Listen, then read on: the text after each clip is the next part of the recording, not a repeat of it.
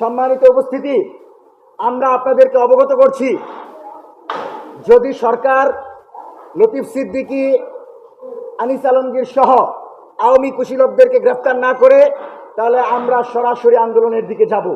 কারণ আমরা মনে করি সন্ত্রাসী সংগঠনের কোনো নেতাকর্মী, কোনো পৃষ্ঠপোষককে ময়দানে রেখে বাংলাদেশের স্বাধীনতা, সার্বভৌমত্বকে টিকিয়ে রাখা সম্ভব না।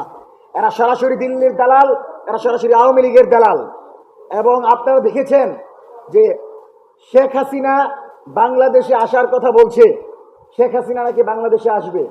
আমরা আমাদের জায়গা থেকে বলি, এই সরকার অবশ্যই শেখ হাসিনার ফাঁসির রায় কার্যকর করার জন্য শেখ হাসিনাকে ফিরিয়ে আনতে হবে এবং শেখ হাসিনাকে ফিরিয়ে এনে বিচারের মাধ্যমে সবচেয়ে দ্রুত সময়ে তার ফাঁসির রায় কার্যকর করবে। এটা বাংলাদেশের জনগণের দাবি, জনতার দাবি। এবং যেদিন বাংলাদেশের মাটিতে হাসিনার ফাঁসি হবে, আওয়ামী লীগের বিচার হবে, তারপর আওয়ামী লীগ রাজনীতি করবে কি করবে না সেটা জনগণের সাথে আওয়ামী লীগ ডিল করবে। কিন্তু বিচারের আগে আওয়ামী লীগের কোনো সংগঠনকে, কোনো পৃষ্ঠপোষককে বাংলাদেশের মুক্ত বাতাসে ঘুরতে দেয়া হবে না।